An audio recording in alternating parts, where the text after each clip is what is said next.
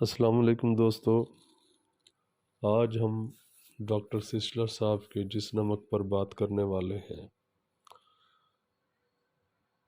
وہ ہے کالی سلف، کالی سلفیورکم، potassium sulphate, sulphate of potash بھی اس کو کہتے ہیں۔ شاہد نواز آپ کی خدمت میں حاضر ہے۔ یہ اعصابی اور غدی دوا ہے، اس کا مزاج گرم تر ہے، گرم تر۔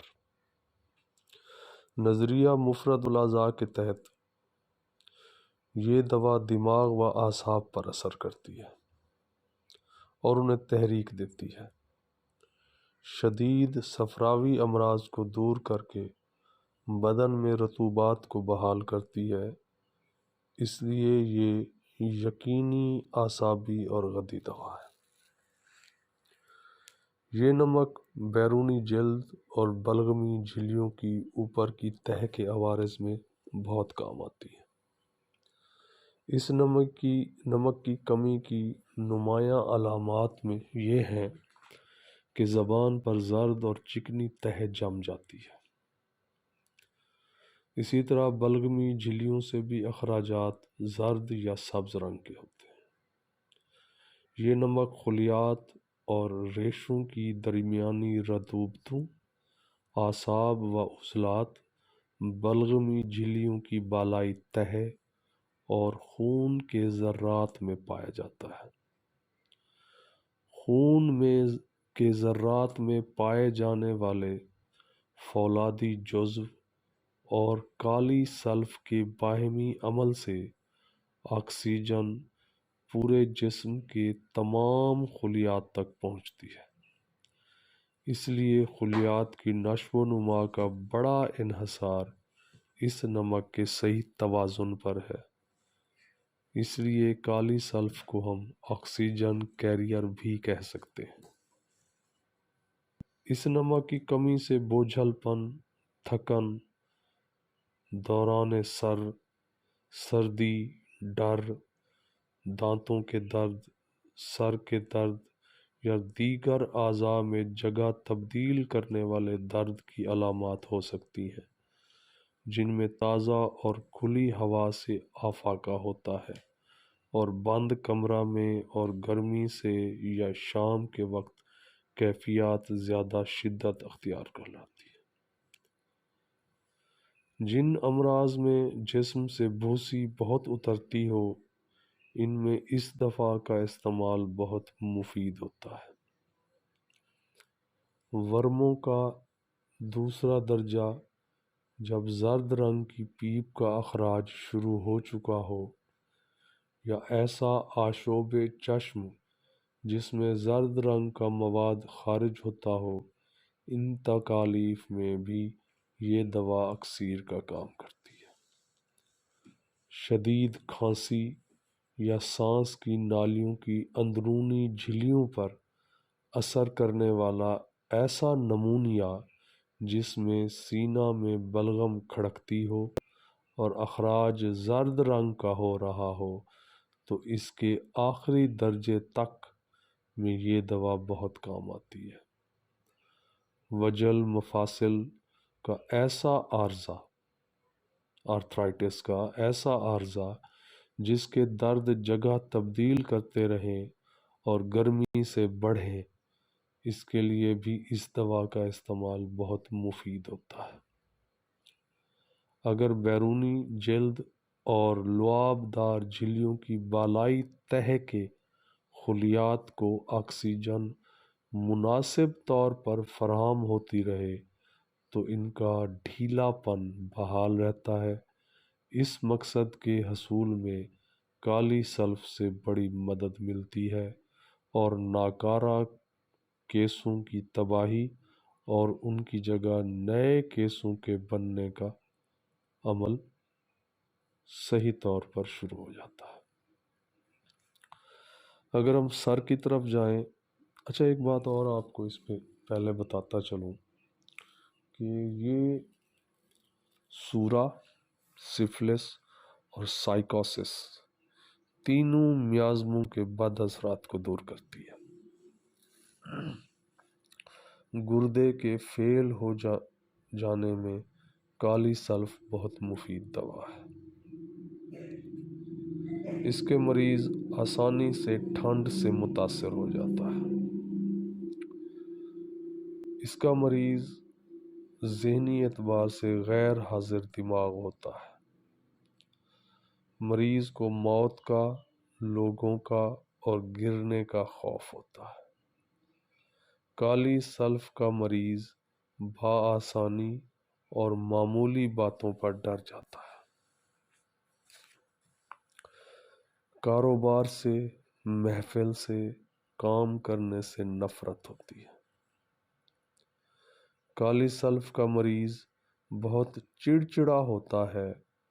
بات بات پر جھگڑا کرنا شاید اس کی خاصیت ہوتی ہے۔ خواتین حیض سے انتہائی چڑچڑی ہو جاتی ہیں۔ اداس لوگوں کو خوش باش کرنے والی دوا کالی سلف ہے۔ روزہ رکھنے سے سر میں درد ہو جاتا ہو تو کالی سلف ہے۔ سر کے اندر سردی محسوس ہوتی ہو، بال چر ہو جائے، آنکھیں زیادہ استعمال کرنے سے اگر سر درد ہونے لگے تو کالی سلف استعمال کریں۔ آنکھوں کی تکالیف دیکھیں اس کی تو آنکھوں کی سوزش کے دوسرے اور تیسرے درجے میں کالی سلف ہی کام آتی ہے، کیونکہ ان درجات میں آنکھوں سے زرد رنگ کی رطوبت نکلنے لگتی ہے۔ نومولود بچے کی آنکھوں سے زرد کیچڑ نکلتی ہو تو اس دوا کو ضرور یاد رکھیں۔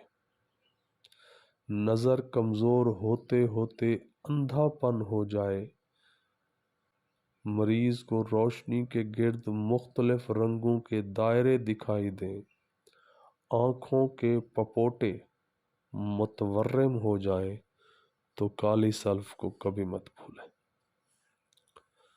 کان کی تکالیف،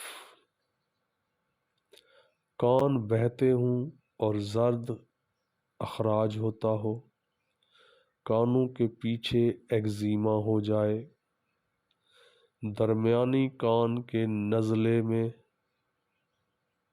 کارآمد دوا ہے، کان کے اندر درد ہوتا ہو اور کان بند معلوم ہوتے ہوں تو کالی سلف بہترین دوا ہے۔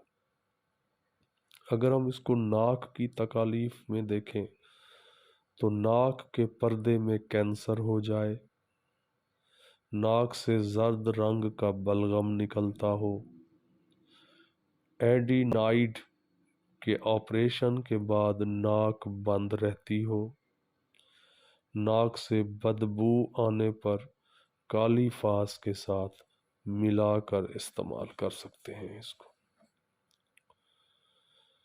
منہ کی تکالیف دیکھیں تو سانس بدبودار ہو، دانتوں میں درد، ذائقہ بدبودار گندا اور رال بہتی ہو، زبان پر زرد میل پیدا ہو جائے اور دانے نکل آئیں، صبح کے وقت منہ میں بلغم جمع ہو جاتی ہو تو کالی سلف بہترین دوا ہے۔ معدے کی تکالیف میں کالی سلف کا مریض ٹھنڈے مشروبات کی خواہش کرتا ہے۔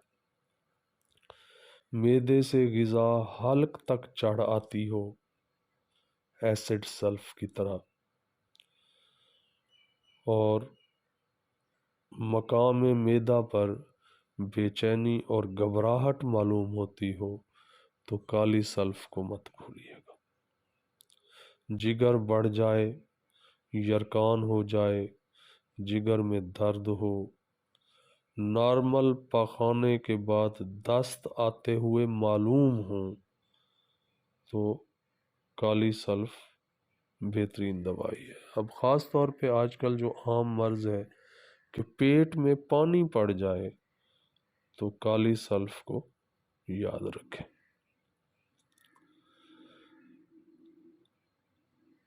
اور اگر پاخانے سے پہلے پیٹ میں گیس دوڑتی ہو، کبھی دست اور کبھی قبض ہو جاتی ہو، مقعد میں خارش شدید قسم کی ہو، گیس خارج کرتے ہوئے پاخانہ نکل جاتا ہو، دستوں کے دوران مقعد میں جلن اور درد ہوتا ہو، نرم پاخانہ بھی واپس چلا جاتا ہو، دست خراش دار ہوں، قبض کی صورت میں پاخانہ بکری کے پاخانے کی مانند ہو تو کالی سلف بہترین دوائی ہے۔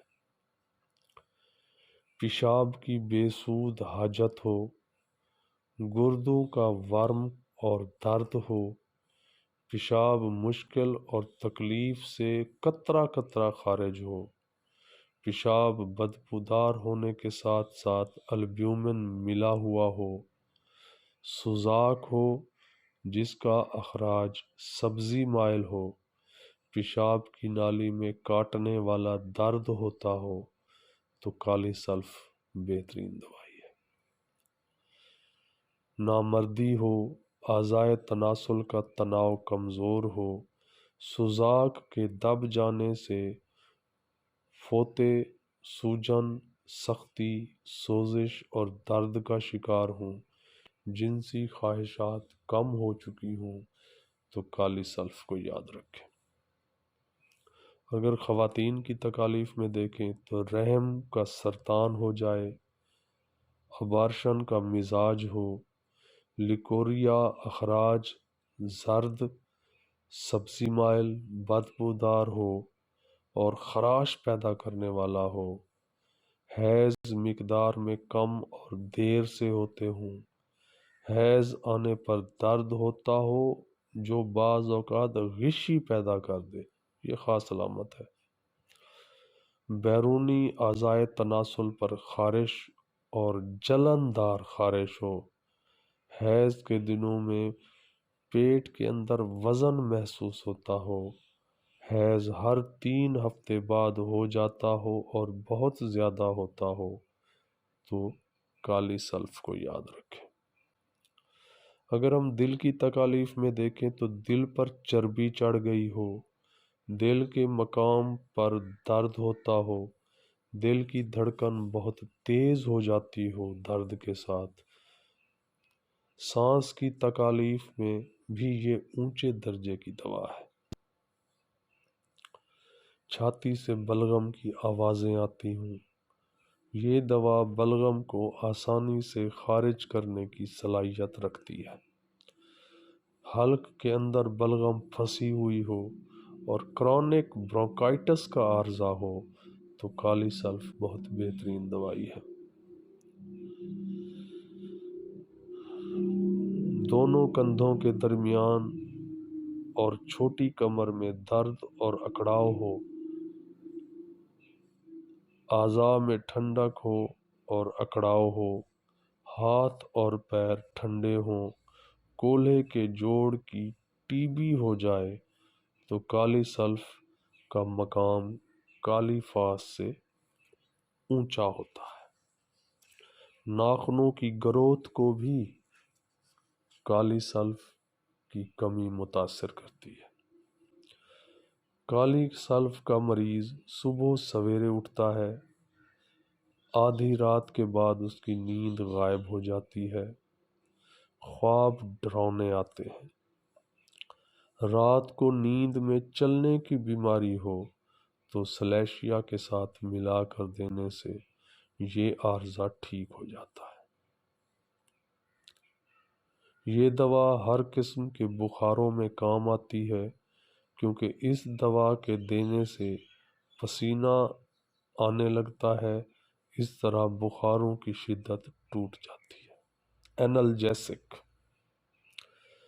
کالی سلف ان بخاروں کی بھی دوا ہے، خاص طور پر جو رات کے وقت یا شام کے وقت بڑھتے ہوں، سردی لگتی ہو اور جسم کانپنے لگتا ہو۔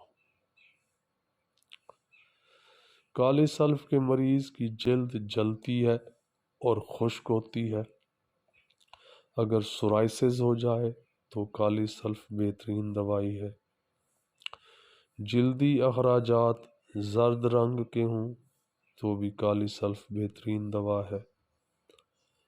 السرز کے اندر پتلا زرد بدبودار مواد نکلتا ہو اور اوپر زرد رنگ کے کھرنٹ آتے ہوں تو کالی سلف کو کبھی مت بھولیے گا۔ کالی سلف کی علامات بڑھتی ہیں شام 5 بجے سے رات تک، گرم کمرے میں آنے سے، چولہے کی گرمی سے، بستر کی گرمی سے، سونے کے دوران، جذباتی ہونے سے اور موسم کی تبدیلی سے۔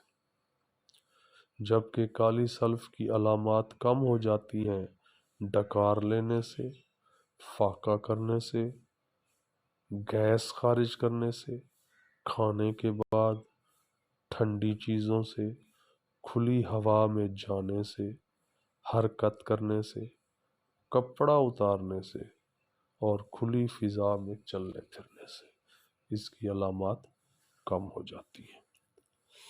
کالی سلف 6x اور 12x میں زیادہ مستعمل ہے۔ بخار میں جلد جلد دہرانی چاہیے